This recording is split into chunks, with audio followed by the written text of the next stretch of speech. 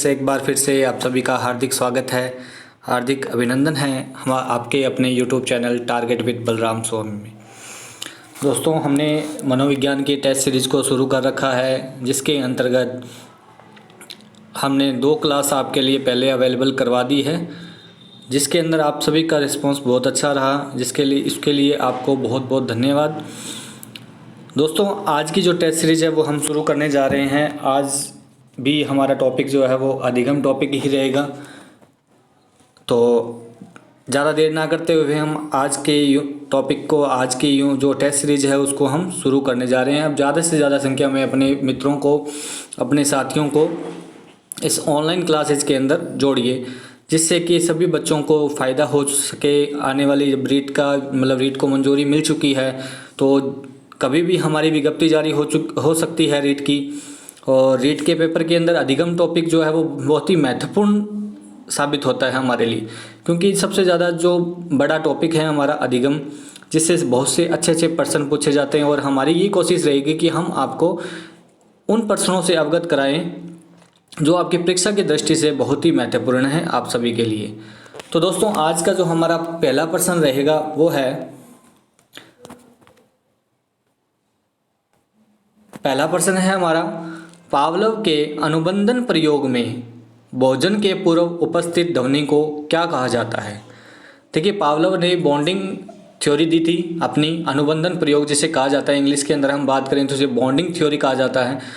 तो bonding theory के अंतर्गत भोजन देने से पहले जो उपस्थित ध्वनि को क्या कहा जाता था, उसका आंसर क्या होगा, जल्दी से कमेंट बॉक्स में देकर बताइए।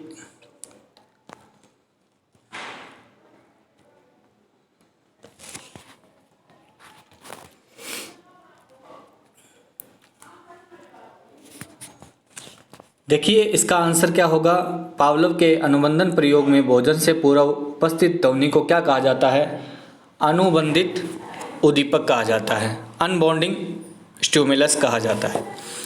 ठीक है, नेक्स्ट प्रश्न की ओर बढ़ते हैं। नेक्स्ट प्रश्न है हमारा, 2 वर्ष के बच्चे को वॉलीबॉल खेलना नहीं सिखाया जा सकता, थार्नडाइक के किस नियम पर आधारित है। यानी कि एक 2 वर्ष का बच्चा है, उसको वॉलीबॉल खेलना सिखाया नहीं जा सकता 2 वर्ष के बच्चे को, तो ये थार्नडाइक का कौन सा नियम है जो इस उदाहरण को व्यक्त करता है या हमें दर्शाता है। जल्दी से इसका आंसर बताइए।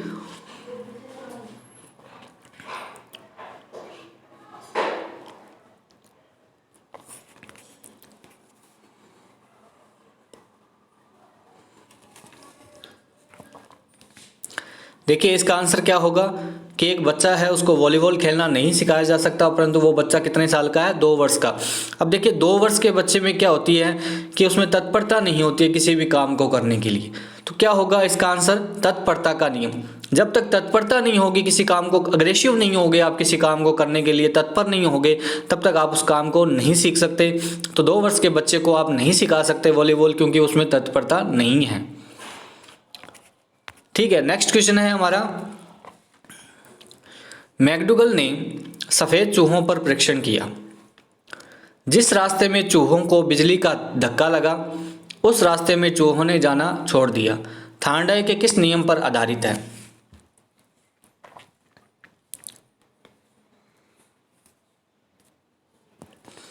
जल्दी से कमेंट बॉक्स में आंसर बताइए इसका।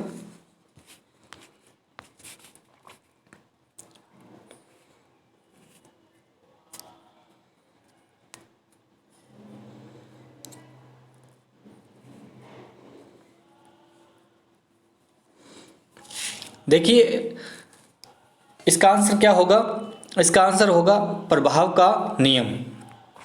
क्या होगा, प्रभाव का नियम। देखिए, क्यों होगा, क्योंकि देखिए, चूहे को जब उस पिंजरे में डाला गया तो उनको बार बार क्या धक्का लगा, इसका बिजली का झटका लगा, तो चूहों ने उस रास्ते पे जाना छोड़ दिया। तो ये थार्नडाइक का कौन सा नियम बताता। देखिए, कभी कभी क्या होता है कि एक बच्चा जो है, या हम लोग क्या है, कोई किसी चीज़ की तैयारी कर रहे हैं और बार बार उस चीज़ में क्या है, हमें फेलियर नज़र आ रही है, हम फेल होते जा रहे हैं। तो क्या होगा, एक टाइम ऐसा आएगा हम उस काम को छोड़कर किसी अन्य रास्ते पे चलना शुरू कर देंगे। लाइफ में क्या होता है कि जब हम किसी काम को करते हैं और उसमें असफल हो जाते हैं तो निराशा उत्पन्न होती है, और निराशा की वजह से क्या है कि उसका जो प्रभाव होता है वो हमारे ऊपर नेगेटिव पड़ता है। तो इस वजह से इसका जो आंसर होगा वो होगा प्रभाव का नियम। अगर किसी काम को करने से अगर आपको संतुष्टि होती है तो आप वो काम बार बार करोगे, अगर असंतुष्टि होगी तो आप उस काम को नहीं करोगे। तो ये नियम हमें ये बताता है। ठीक है, नेक्स्ट क्वेश्चन है हमारा, जब तर्क चिंतन व कल्पना के आधार पर ज्ञान प्राप्त किया जाता है तो वह अधिगम कहलाता है। जब तर्क चिंतन व कल्पना के आधार पर ज्ञान प्राप्त किया जाता है तो वह अधिगम कहलाता है। जल्दी से इसका आंसर बताइए जिन बच्चों को पता है।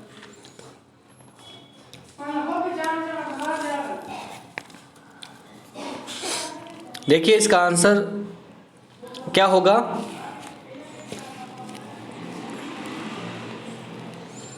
इसका आंसर क्या होगा, प्रत्यात्मक अधिगम। देखिए प्रत्यात्मक अधिगम की परिभाषा क्या है कि तर्क चिंतन व कल्पना के आधार पर जो ज्ञान प्राप्त किया जाता है वह अधिगम प्रत्यात्मक अधिगम कहलाता है। देखिए ये जो प्रत्यात्मक अधिगम जो है वो हमारी कौन सी अवस्था की विशेषता है, किशोरावस्था की। कौन सी अवस्था की विशेषता है, किशोरावस्था की विशेषता है। देखिए इस अधिगम का संबंध क्या होता है, हमारी ईगो से होता है। किससे होता है, हमारी ईगो से।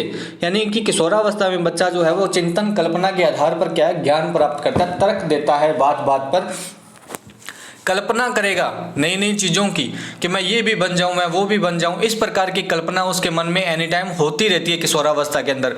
और एक ईगो रहता है कि मैं ये काम करना चाहता हूं, मैं ये काम करूंगा। इस तरह का एक भाव उसके अंदर, उस बच्चे के अंदर किशोरावस्था में रहता है, जिसे हम क्या कहते हैं, प्रत्यात्मक अधिगम कहते हैं। ठीक है, नेक्स्ट क्वेश्चन है हमारा, व्यवहार के कारण व्यवहार में परिवर्तन ही अधिगम है। यह परिभाषा किसकी है। जल्दी से कमेंट बॉक्स में बताइए कि यह परिभाषा किसकी है। व्यवहार के कारण व्यवहार में परिवर्तन ही अधिगम है, यह परिभाषा किसने दी थी।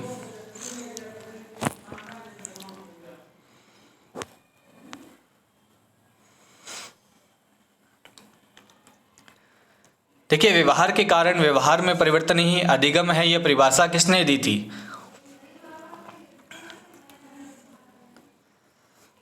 यह परिभाषा दी थी गिलफोर्ड ने। ठीक है, इसका आंसर क्या होगा, गिलफोर्ड। नेक्स्ट क्वेश्चन है हमारा, छात्र शिक्षक की आवाज की नकल करता है, आरएम गेने के किस अधिगम पर आधारित है। देखिए छात्र जो है वो शिक्षक की आवाज की नकल करता है, ये आरएम गेने के किस अधिगम पर आधारित है। जल्दी से इसका आंसर बताइए।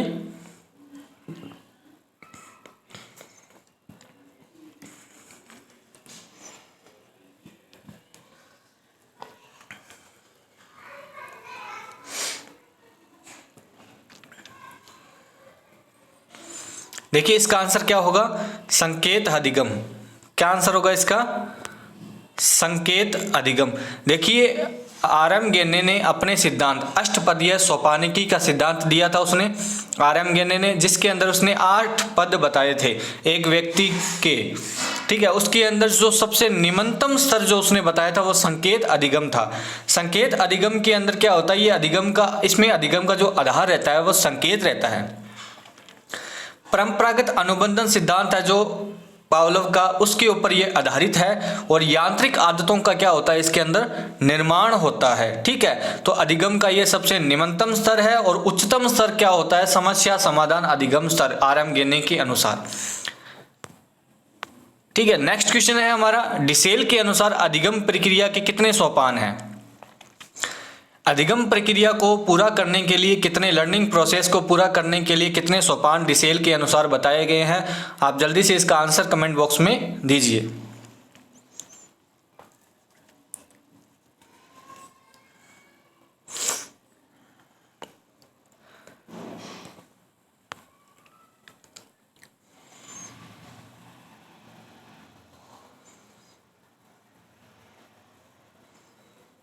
देखिए इसका आंसर क्या होगा, डिसेल के अनुसार अधिगम प्रक्रिया के कितने सोपान हैं। कितने सोपान है अधिगम प्रक्रिया के डिसेल के अनुसार, 5 सोपान है उसके। ठीक है, 5 सोपान अधिगम प्रक्रिया के किसने बताए थे, डिसेल ने बताए थे। नेक्स्ट क्वेश्चन है हमारा, सामाजिक अधिगम प्रारंभ होता है, सोशल लर्निंग जिसे हम सामाजिक अधिगम कहते हैं, वो हमारा प्रारंभ किस तरह से होता है? तो आप जल्दी से इसका आंसर दीजिए, फिर आपको आगे बताया जाएगा।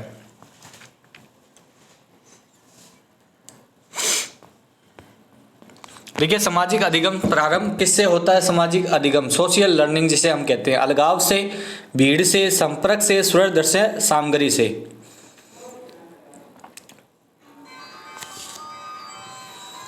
सामाजिक अधिगम प्रारंभ किससे होता है? अलगाव से। किससे होता है? अलगाव से नहीं, भीड़ से नहीं, किससे होता है? संपर्क से होता है। देखिए, जब हम लोगों के संपर्क में आते हैं, जब बच्चा जब घर के अंदर रहता है तो वो अपनी मातृभाषा को, अपने पारिवारिक जो लोगों के उनको जान पहचान उसमें बढ़ती है। जब वो घर से बाहर निकलता है, जब उसमें सामाजिक प्रक्रिया का प्रारंभ होता है, तब वो उसमें क्या है? सामाजिक अधिगम पैदा होता है। यानी कि वो जब बाहर के लोगों के साथ में अपने स्कूल में जाता है, जैसे सबसे पहले बच्चा घर से बाहर निकल कर कहाँ पहुँचता है? स्कूल में पहुँचता है। और जैसे ही वो स्कूल में पहुँचता है तो उसके क्लास के अंदर क्या होते हैं? ढेर सारे बच्चे होते हैं। जब उनके संपर्क में आता है तो उनसे कुछ नया सीख कर वो घर आता है, ठीक है। फिर वो घर से बाहर कहीं और जाता है तो वो वहां से कुछ नया सीख कर आता है। इस प्रकार से क्या होगा? वो लोगों के जैसे जैसे संपर्क में आएगा, उसकी सामाजिक प्रक्रिया क्या है? वो बढ़ती जाएगी, ठीक है। उसका सामाजिक अधिगम का जो प्रोसेस है वो आगे बढ़ता जाएगा। तो इस प्रकार से क्या होता है कि सामाजिक अधिगम जो है वो हमारा संपर्क से पैदा होता है। देखिए, अगला जो प्रश्न है हमारा, बच्चे दुनिया के बारे में अपनी समझ का सर्जन कर सकते हैं, इसका श्रेय है।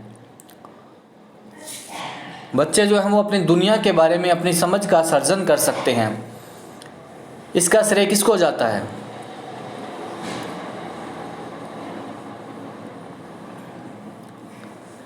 इसका श्रेय किसको जाता है? स्किनर को जाता है। इसका आंसर क्या होगा? स्किनर, ठीक है। नेक्स्ट प्रश्न है हमारा, प्रेक्षणात्मक अधिगम सिद्धांत के प्रवर्तक हैं। क्या है? प्रेक्षणात्मक अधिगम के सिद्धांत के प्रवर्तक कौन है? कौन है? जल्दी से कमेंट बॉक्स में बताइए। ये सिद्धांत किसने दिया था? Albert Bandura, N A. Crowder, Crow and Crow, Thorndike.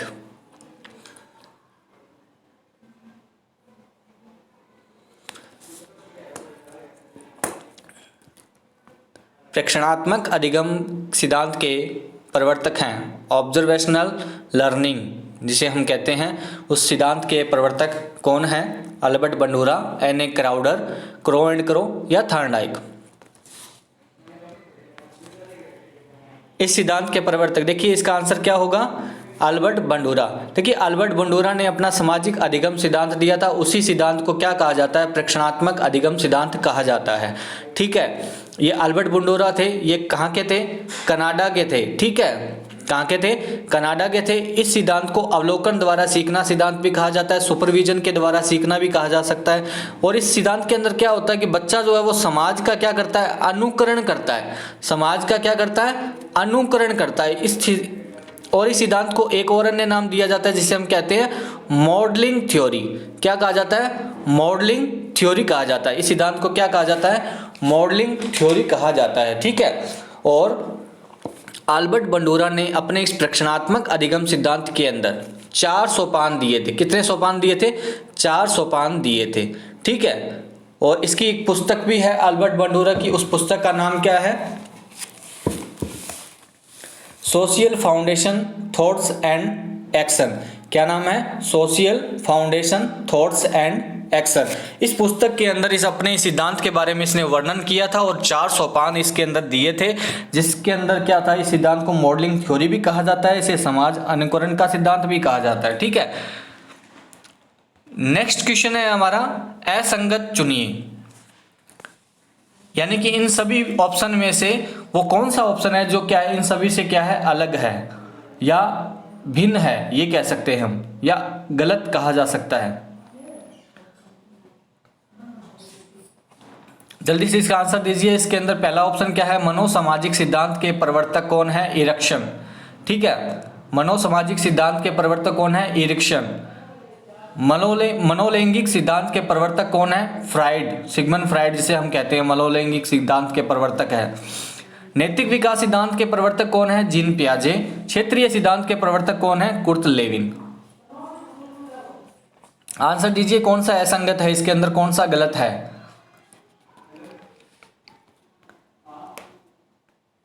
देखिए इसका आंसर क्या होगा? नैतिक विकास सिद्धांत के प्रवर्तक कौन है? जीन पियाजे। देखिए नैतिक विकास सिद्धांत किसने दिया था? कोहलबर्ग ने दिया था, ना कि जीन पियाजे। जीन पियाजे ने अपना जो महत्वपूर्ण सिद्धांत जो सबसे ज्यादा जीन पियाजे का माना जाता है वो कौन सा है? संवेगात्मक सिद्धांत माना जाता है। ठीक है, नैतिक विकास सिद्धांत किसने दिया था? कोहलबर्ग ने। ऐसा नहीं है कि जीन पियाजे ने नैतिक विकास सिद्धांत नहीं दिया था, जीन पियाजे ने भी अपना नैतिक विकास सिद्धांत दिया था, परंतु क्या उनका जो सबसे महत्वपूर्ण सिद्धांत माना जाता है वो संवेगात्मक सिद्धांत माना जाता है उनका। ठीक है, नेक्स्ट क्वेश्चन क्या होगा हमारा? अनुबंधन के गोचर की शुरुआत किसने की थी? यानी कि बॉन्डिंग थ्योरी जो है वो लेकर कौन आया था सबसे पहले? इस प्रश्न का अर्थ क्या होगा? अनुबंधन के गोचर की शुरुआत किसने की थी, या हम ये कह सकते हैं कि जो बॉन्डिंग थ्योरी है वो सबसे पहले कौन लेकर आया था?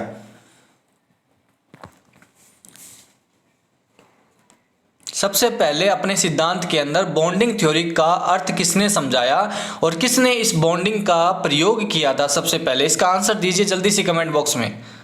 बहुत ही आसान क्वेश्चन है आप लोगों के लिए, और अपनी आप तैयारी जो है वो आप कंटिन्यू रखिए, क्योंकि कभी भी विज्ञप्ति जारी हो सकती है रीट की, और कभी भी इसका एग्जाम फरवरी तक बोल रहे हैं तो फरवरी या मार्च तक इसका एग्जाम होने की पूर्ण संभावना है। ठीक है, तो अपनी तैयारी को है जो वो एकदम परफेक्ट तरीके से आप कंटिन्यू रखिए और क्लासेज आप लगाते रहिए। हम आपके लिए डेली कुछ नया हमारी मनोविज्ञान से जुड़ा हुआ या कुछ अन्य सब्जेक्ट्स भी हम आप धीरे धीरे आप अपने यूट्यूब चैनल पर आप शुरुआत करने जा रहे हैं धीरे धीरे, जो आपके रीट्स के सिलेबस से जुड़े हुए होंगे। देखिए अनुबंधन गोचर की शुरुआत किसने की थी? अनुबंधन गोचर की शुरुआत किसने की थी? पावलोव ने की थी। देखिए बॉन्डिंग थ्योरी सबसे पहले देने वाला व्यक्ति कौन था? पावलोव था। ठीक है, यान पी पावलोव जो था उसने कुत्ते के ऊपर प्रयोग किया था।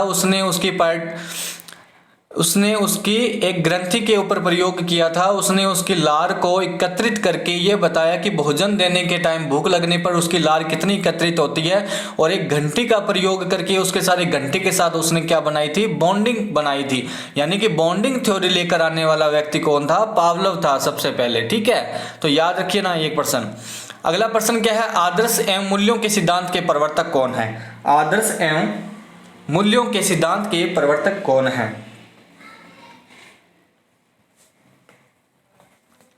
आदर्श एवं मूल्यों के सिद्धांत के प्रवर्तक कौन है? ठीक है, थॉर्नडाइक, डब्ल्यूवीसी बागले, वुडवर्थ, स्पीरमैन। कौन है? इसके आंसर क्या होगा जल्दी बताइए। देखिए इसका आंसर क्या होगा? डब्ल्यूवीसी बागले। ठीक है, इसका आंसर क्या होगा? डब्ल्यूवीसी बागले। अगला जो प्रश्न है हमारा वो है कि किस मनोवैज्ञानिक ने अधिगम सिद्धांतों में हल का सिद्धांत सर्वश्रेष्ठ सिद्धांत बताया था? देखिए हल के सिद्धांत को, हल का जो व्यवहारवाद का जो सिद्धांत था, ठीक है, व्यवहार का सिद्धांत जो हल ने दिया था अपना, उस सिद्धांत के अंदर उस सिद्धांत को किसने सर्वश्रेष्ठ बताया था?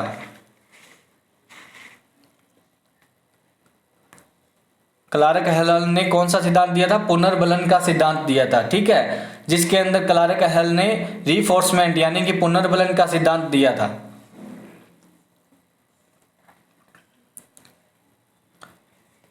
किसने इसको सर्वश्रेष्ठ बताया था?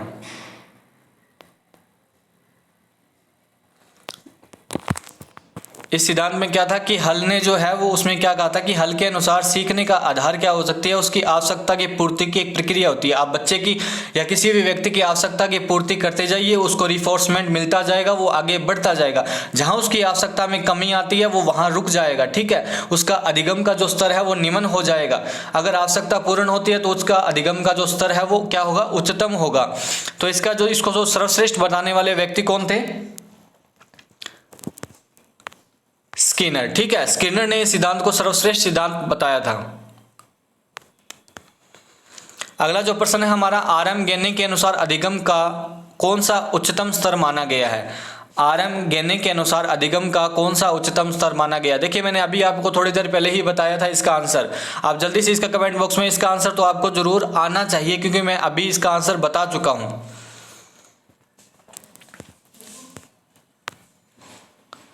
देखिए इसका आंसर क्या होगा, समस्या समाधान अधिगम। देखिए जो निम्नतम स्तर था वो संकेत अधिगम स्तर था, और जो उच्चतम स्तर है वो समस्या समाधान अधिगम स्तर माना जाता है, जिसके अंदर क्या होता है, बुद्धि चिंतन व मानसिक शक्तियों से क्या होता है, एक व्यक्ति जो है वो अपनी समस्या का क्या करता है, समाधान करता है। ठीक है, और ये जो अधिगम का जो उच्चतम स्तर है, देखिए जो अधिगम के इसने जो 8 स्तर बताए थे, 8 में से 3 स्तर जो है वो मानव और पशु दोनों में होते हैं। ये याद रखना, ये बात बहुत बार प्रश्न पूछा भी जा चुका है ये, कि ऐसे कौन से स्तर हैं RM गिने के अनुसार जो मानव और पशु के अंदर दोनों में है। तो अधिगम के जो नीचे के जो शुरू के 3 स्तर हैं वो स्तर क्या होते हैं, मानव और पशु दोनों में पाए जाते हैं, परंतु 4 से लेकर 8 तक के स्तर जो है वो मानव के अंदर पाए जाते हैं। ठीक है, केवल मानव के अंदर। तो जो उच्चतम स्तर है वो समस्या समाधान अधिगम स्तर माना जाता है RM गिने के अनुसार। अधिगम प्रक्रिया है, अधिगम प्रक्रिया क्या है, क्या होगा इसका आंसर, जल्दी बताइए। विलोप या विभेदन, सामान्यीकरण, स्वतः पुनः प्राप्ति या उक्त सभी होंगे ये।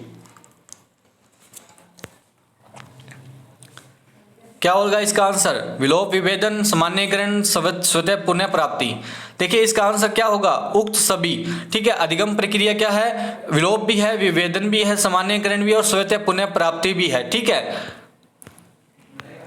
नेक्स्ट प्रश्न है हमारा, अव्यक्त अधिगम सिद्धांत के प्रतिपादक कौन है। अव्यक्त अधिगम सिद्धांत के प्रतिपादक कौन है।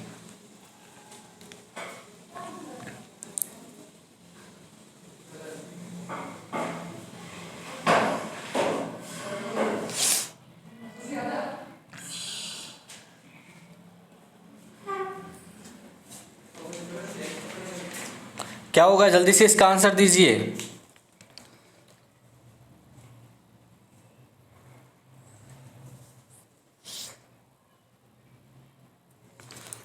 क्या होगा इसका आंसर, अव्यक्त अधिगम सिद्धांत के प्रतिपादक कौन है। क्या होगा इसका आंसर, टोलमैन। देखिए टोलमैन ने एक सिद्धांत और दिया था जिसका नाम था प्रतीक चिन्ह आधारित सिद्धांत, या हम इसे कह सकते हैं कि चिन्ह अधिगम सिद्धांत भी कहा जा सकता है। ठीक है, चिन्ह अधिगम सिद्धांत या हम प्रतीक चिन्ह अधिगम सिद्धांत भी कहते हैं, या हम ये कह सकते हैं कि उद्देश्य पूर्ण व्यवहार का सिद्धांत भी हम कहते हैं, या उद्देश्य सिद्धांत भी कहा जाता है। ठीक है, नेक्स्ट जो है हमारा प्रश्न, बंडूरा के अध्ययन द्वारा प्रेक्षण अधिगम के तत्व बताए गए हैं। देखिए बंडूरा ने अध्ययन द्वारा प्रेक्षण अधिगम के तत्व बताए हैं। कौन कौन से तत्व हैं जो अधिगम के अंदर उसने जो 4 सोपान दिए थे, उन चारों सोपानों को सीक्वेंस के अंदर हमें रखना है। इस प्रश्न का यही अर्थ है। ठीक है, तो देखिए इसका जो आंसर क्या होगा, जल्दी से कमेंट बॉक्स में बताइए जिन बच्चों को इसका आंसर पता है।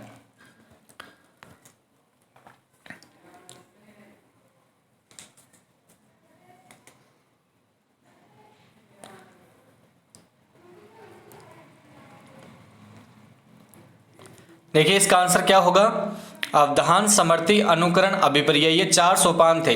ठीक है, जिसके अंदर सबसे पहले अवधान का अर्थ क्या होता है, व्यवहार को जानना। ठीक है, सबसे पहले हम किसी व्यक्ति के व्यवहार को जानेंगे किसके माध्यम से, प्रत्यक्षीकरण के माध्यम से। उसके बाद क्या होंगे, हम उसका स्मरण करेंगे, समर्थी के अंदर उसका क्या करेंगे, स्मरण करेंगे। फिर क्या होगा, समर्थी को क्रिया में बदलेंगे, यानी कि उसका अनुकरण करेंगे। समर्थी में जो हमने सोचा है उसको क्या करेंगे, हम उसका अनुकरण करेंगे। फिर क्या होगा, अनुकरण करित जो व्यवहार होगा उसको क्या, पुनर्बलन मिलेगा, यानी कि अभिप्रेरणा मिलेगी। ठीक है, तो अवधान समर्थी अनुकरण अभिप्रिय, ये कौन सी प्रेक्षण अधिगम के तत्व बताए थे, किसने, बंडूरा ने बताए थे। ठीक है, बंडूरा के इस सिद्धांत के अंदर उसने 2 प्रयोग किए थे, एक तो महिला और गुड़िया के ऊपर किया था, एक जोकर के ऊपर किया था। दो प्रयोग हैं इसके। ठीक है, और इसके बारे में जो आपको मैंने जो सामान्य जानकारी थी वो आपको मैं पहले दे चुका हूं। नेक्स्ट क्वेश्चन है हमारा, अपशब्द बोलने पर बालक की पिटाई करने से अनुक्रिया की संभावना बढ़ जाती है, घट जाती है, तटस्थ रहती है या अनवरत रहती है। क्या होगा, एक अपशब्द बोला है बच्चा, उसको हमने पीट दिया, तो क्या होगा, वो अनुक्रिया करेगा बार बार, या फिर से वो अनुक्रिया करेगा, बार बार वही काम करेगा, क्या नहीं करेगा, या उससे वो बार बार फिर वो अपशब्द बोलने लग जाएगा, या उसके अपशब्द बोलने में क्या आएगी, गिरावट आएगी, या तटस्थ रहेगी, जैसा है वैसा रहेगा, या अनवरत रहती है। ठीक है, क्या होगा इसका आंसर, जल्दी से इसका कमेंट बॉक्स पे आंसर बताइए इसका। देखिए इसका आंसर क्या होगा, घट जाएगी। अगर आपने उसको पीट दिया तो अपशब्द बोलने की जो अनुक्रिया है उसकी क्या होगी, घट जाएगी। ठीक है, अगला क्वेश्चन जो है हमारा, अधिगम असहायता की परिघटना पर सर्वप्रथम प्रयोग किसने किया था। अधिगम असहायता की परिघटना पर सर्वप्रथम प्रयोग किसने किया था।